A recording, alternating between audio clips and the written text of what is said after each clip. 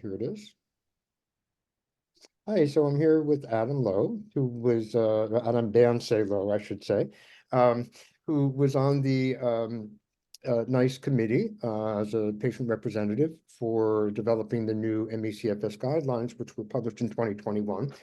So we're here to talk about the NICE response to the 8 Anomalies paper, which was written by PACE authors and their backers in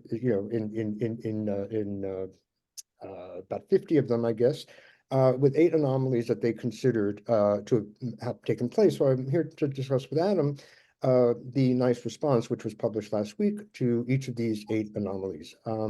So Adam, why don't we, well, first, why don't you start off? Are you surprised that it took this length of time? We know that it was actually approved and accepted, I think it was in December sometime. So it's been a couple of months for it to come out, which is sort of odd after approval. What do you think about that? Do you know anything about that? Yeah, so the information that I have, and it should be accurate because it's from Peter Barry, is that they had accepted it, but they just asked for some small modifications. Now, in a previous email, Peter had mentioned something about the length. So I think that's why it's such a condensed, short article, is that essentially they have to make it fit a word count. Well, I did notice that each of the 8 anomalies got their own sort of subhead and section in the original, but not in the response. Yeah, I think that's probably to do with the space, really, and to do with the fact that some of these points kind of overlap, or are basically the same point that's just been made multiple times. But that's quite common for the authors of these bad trials, anyway, isn't it? That they just dress up the same argument multiple times in different directions and claim that it's something new. So basically, I guess you were not surprised by the response. I mean, you probably have, why don't you tell us what your impression of the response was, and then we'll go over. Yeah, so I thought that NICE's response was really good, and I'm really pleased that that they got it together. I think it's been worth the wait. I knew that that Peter was working on a response from the beginning, but obviously he's got to kind of pull that together while doing his day job at NICE. Along with everyone else, and then have to submit it for approval. And of course, it had to go through review, and we don't know what else went on behind closed doors. But I'm sure, some of the people that had signed the letter were also editors, or at least on the editorial board. At least two of them that we know, John Stone and Alan Carson, are involved with the journal. Also interesting that the original piece was open access, and this one, at least, I don't know if it's been changed, but this one was behind a paywall. It is, yeah. So that's interesting. I mean, I guess those are further ways in which they can limit the any damage that they see, because they can stop people from seeing. But of course, they're not going to stop people from seeing. Everybody seems to have got hold of a copy anyway. Right. So it's not really worked. So let's go over them one by one. So the first one that they talked about was a use of a new definition, and well, here's the list of the 8 anomalies. The first one is the use of a new definition of CFS-ME downgraded the certainty of trial evidence. Yeah. So how was the response to that? Yeah. So I mean, I think it's quite well explained in the NICE paper. It's not a new set of criteria. It's a set of criteria that have been in use for quite a while by a lot of people. ICWIG have also basically used the same criteria. So it shows that NICE wasn't being difficult. They weren't creating a new definition. I mean, we were always very clear while we were going through the process that we didn't want to create a brand new set of criteria, because we knew that there's a whole lot of pain that comes with that it was actually better to operationalize a set of criteria that already existed. And by that, I mean, make it so that it's easy to use within a clinical setting, and so that it's appropriate for use in that clinical setting in the UK, because obviously the UK is not exactly the same as America. And so, as they point out in this article, we use the Institute of Medicine criteria as a basis. We did remove some of the variation from that. So in the IOM, you can have either cognitive impairment or you can have orthostatic intolerance. But we decided, that based on looking at the evidence, and the evidence for prevalence of orthostatic intolerance was a lot lower and more variable than the evidence for cognitive impairment. And we sort of verified that against the empiric criterion that Leonard Jason had done as well, which found 4 symptoms which were remarkably similar to the IOM. And so we just thought, yeah, you remove that little bit of variability, and actually I think that makes for a stronger, more robust set of criteria. That was really the only change that we did. And then obviously we changed the diagnosis to 3 months instead of 6, just because we acknowledge the delays that happen in the UK. The other thing, I mean, they sort of, some of these anomalies, and I would say the first one is that they did the same thing. They did the things in their 2007 guideline that they're now accusing you of doing, because there wasn't a set, definition. They sort of cobbled one together for the 2007 guideline that was parts of other things. And they, so I mean, it really was not, they just themselves did their own sort of formulation of existing guidelines at the time.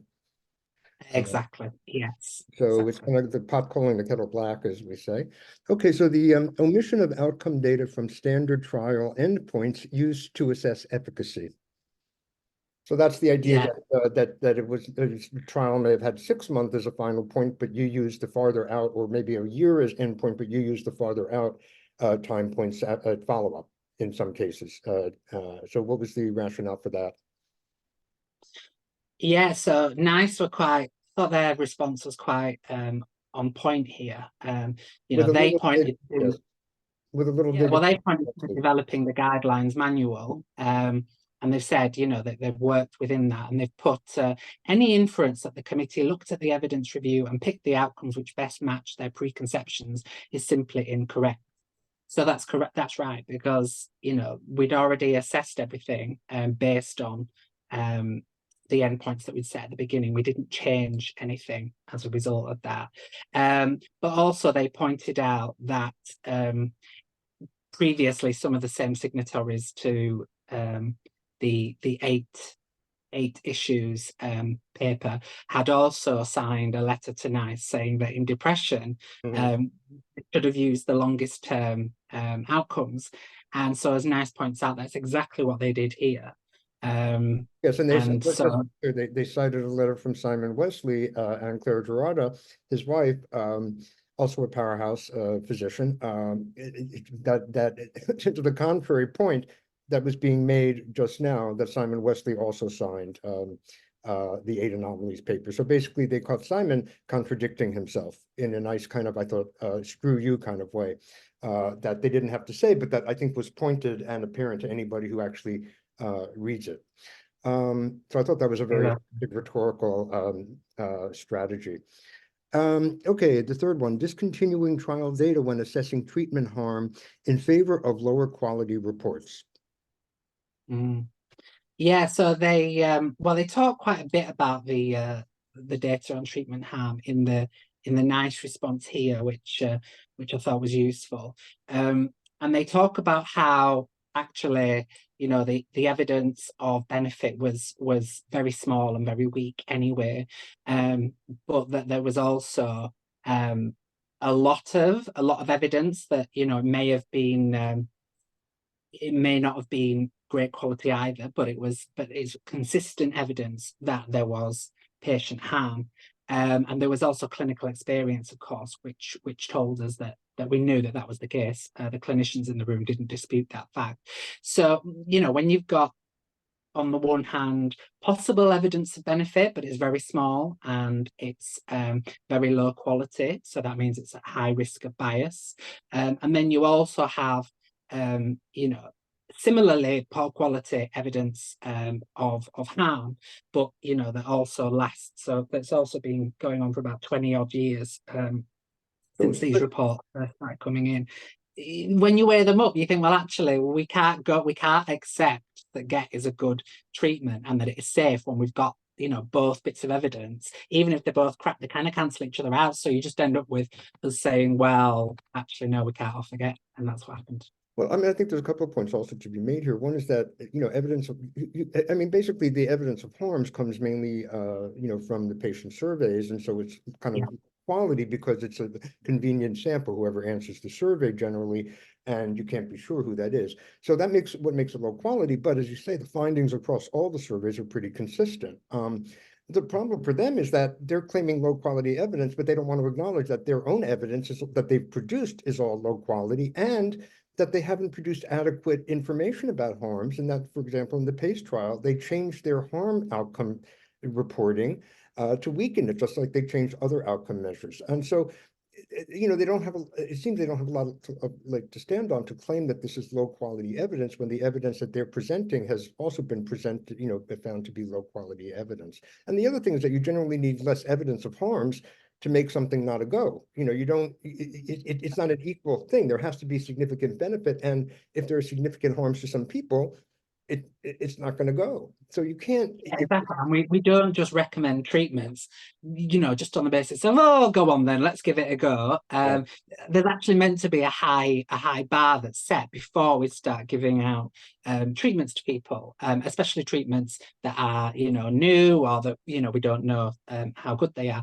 So for them to just say, well, you should give us the benefit of the doubt and accept this treatment anyway, it doesn't fly, because that's not how treatment works in any other case. The barrier for, you know, accepting a treatment has got to be much higher than the barrier for accepting that it might be harmful. And also the level of harm that people have reported has in many cases been quite considerable. And, you know, NICE points that out as well, that some of the effects of GET have been devastating to individuals. So when you weigh those things up, and, you know, even in the best of times, GET was only supposedly showing a tiny little change, which could have been attributable to other things, then why would you ever? It doesn't make sense to offer GET. So, okay, the next one is minimization of the importance of fatigue as an outcome. Yeah. So what was the basis of that complaint? So it ties into the PEM thing. They don't like PEM because it obviously means that any trial that doesn't use PEM gets downgraded. And I think that's essentially what it was about. It was about trying to throw away a whole part of the evidence review by saying that, oh, well, PEM isn't mandatory, so you shouldn't be downgrading these things for not having, you know, rigorously defined PEM. You downgraded studies, one downgrade of studies that were where it wasn't clear that everybody or extremely high percentage or almost everybody had PEM. That's correct, yeah. And IQWiG has done the same thing. It's important to know. And, you know, there had previously been statements made to a similar effect in the US about the quality of evidence. And ultimately, as NICE point out, even Cochrane has, you know, measured the same trials at the same level. The only difference is that Cochrane drew different conclusions from that. So they saw that everything was very low and very low quality evidence, but they still decided to recommend exercise anyway, which I think is daft. Whereas we took a slightly more cautious and I would say realistic approach, in that we also saw the low and very low quality evidence, but we came to different conclusions, which was that it's just not justified in offering this without any ideological underpinning that says that this treatment is essential, you know. Okay, so the next is non-standard use of grade, which is the scale used. It's a system used to evaluate evidence. So non-standard use of grade and to assess the trial evidence. So they complained that you sort of adapted a grade to a certain degree with your, you know, with your own set of applications or with your own way of applying grade, which is what it's supposed to do. Yeah, and again, this ties back to the same thing that Cochrane rated the evidence the same quality as NICE. So that indicates that actually their processes couldn't have been that divergent at all. But also NICE is more rigorous, more transparent, in many ways more detailed than Cochrane has been. So I don't think there is really a very strong argument there. But you can see in the NICE response that they've robustly defended that, I think. And they've said that they've used grade methodology in a way that is standard, and that people actually use it. We have to remember as well that these people that use grade every single day, not just in ME, but these in all the different conditions that the NHS has to deal with. So yeah, I never bought that argument anyway. And some of the comments that they made in the original paper in the JNNP did look like they didn't really understand what was going on, because they talked about things like excluding and rejecting evidence, whereas actually it's about downgrading evidence. Nothing was kind of excluded or rejected. It Right. was only downgraded if it wasn't high enough This is quality. part of the grade process. Exactly. Yeah, that is literally what grade is about. Yeah. So the next one is, we're down to the last three.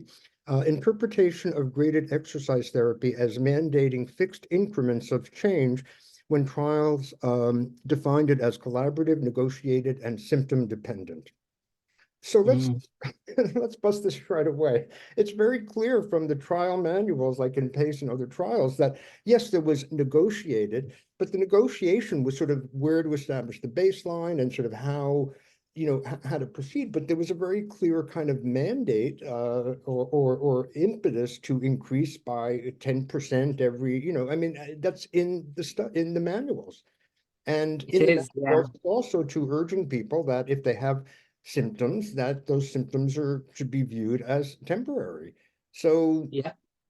um, what's your response to that? I mean, maybe I gave you the response to that, but what's the nice response to that? Yeah, well, yeah, I'm going to read from the NICE response again, because I think that in this case, it's another really well worded response, because obviously they point directly to those descriptions, and they say that regardless of how anybody claims it's defined now, they can only go on what's in the published literature. So they've said, for instance, the Get Therapist manual from the PACE trial instructs practitioners to negotiate meaningful goals, and then as its next step, to increase the duration of exercise by a fixed increment, such as add 20% duration up to 30 minutes. If people have exacerbation of their symptoms, they are encouraged to maintain the same exercise level that led to their deterioration, and told that, and I quote, hurt does not equal harm. So they've pointed out that this is what's actually written in the manuals.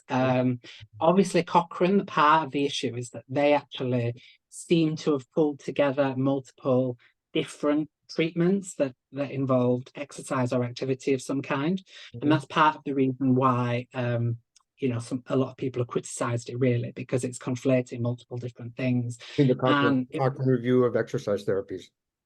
exactly, because it refers to exercise therapies and not graded exercise therapy, and actually they're not the same thing. So by lumping them all together, that's one of the weaknesses, I think, of the Cochrane review. But when you look at the NICE guideline, we didn't do that, because even the lay people, I'm saying lay people, even the NICE staff who didn't know anything about ME/CFS before they began the process were looking at the different trials, and they could quite clearly see that they were very different approaches. So some of them were more like pacing, and some of them were more like graded exercise therapy. And so they thought it was necessary to separate them and to look at them, individually, and try to group them by what they actually were, rather than just by the fact that they had exercise. And I think that that's appropriate, really. The only thing that we can do for GET is we can only say what GET is described as in the literature.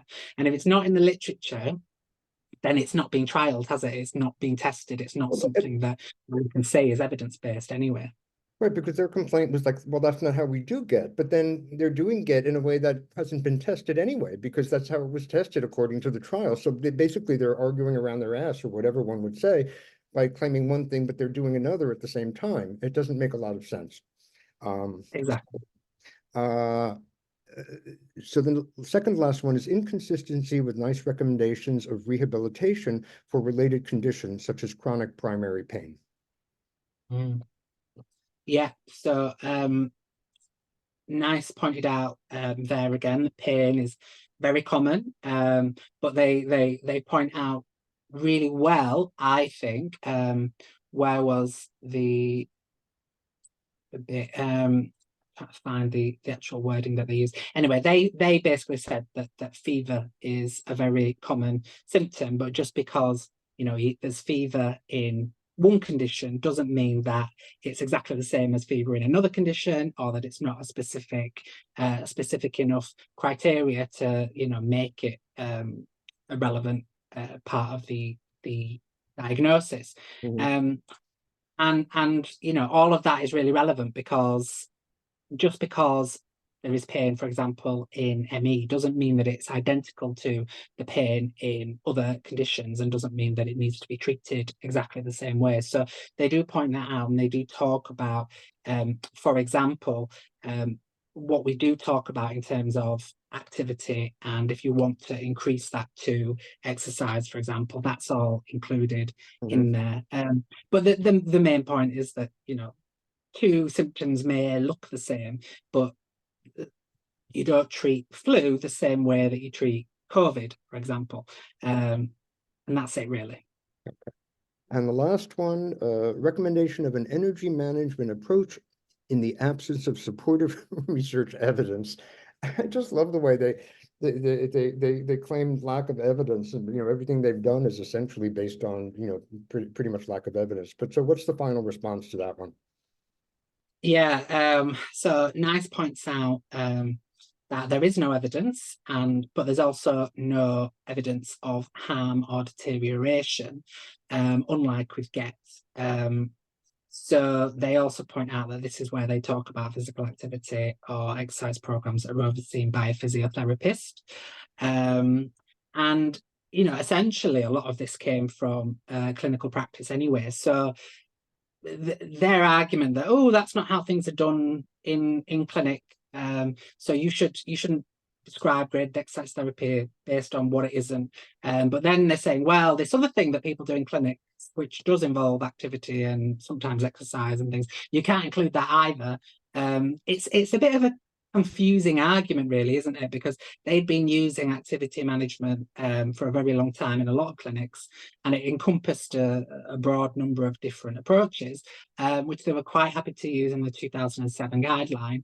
And now I think they're arguing about it because I think we've approached it from a more pacing perspective. You know, I mean, there's probably parts of that guideline that people still would have issue with, or that they think are imperfect, because, you know, it does talk about exercise. I mean, I think we've tried to strike the balance really, really carefully there, because, you know, I don't think we can be accused of telling people to push beyond their symptoms and things like that. But of course, anything can be misused by in clinical practice if that's what somebody wants to do. But I think we tried to walk that line really, really carefully.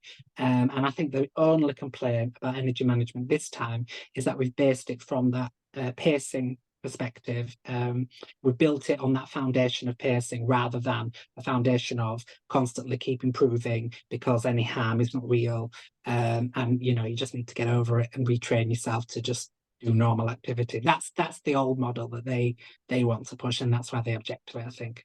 So so that's the end. We've covered the 8 anomalies, which is to point out in the draft paper they were errors, and somewhere along the line before it was published, they got downgraded to anomalies. So presumably, someone of the peer reviewers did not think errors was appropriate, was the quite appropriate word. One question, I'm curious that there were at least a dozen or more people who signed it who were experts in functional neurological disorder.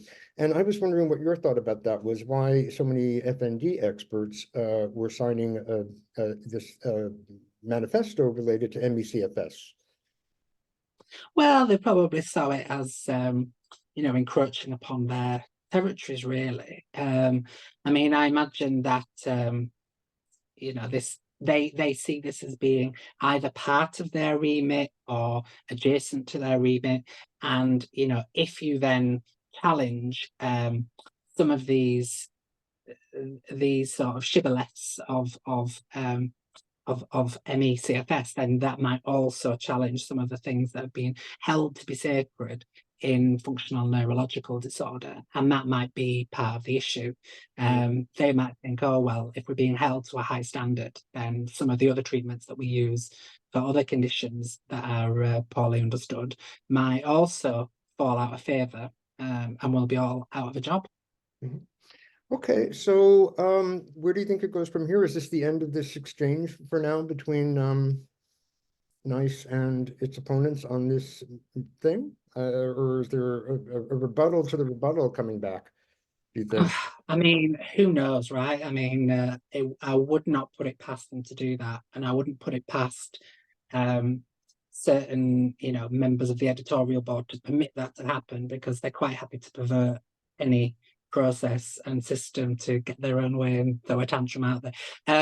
But even if there isn't an official rebuttal to the rebuttal, in the published in the BMJ or in the JNNP again, I'm sure that we haven't heard the last of it in one way or another. They're going to mention it on Twitter. They're going to publish a blog about it, how we don't have manly enough thoughts. And that's why we wrote this robust rebuttal. Things like that. I can imagine that that's all going to happen because they're not going to give up anytime soon. It's good to know that this is the last word from NICE, and they've responded, as you say, robustly. And thank you, Adam, for taking us through their response. That's very Yeah, helpful. no problem.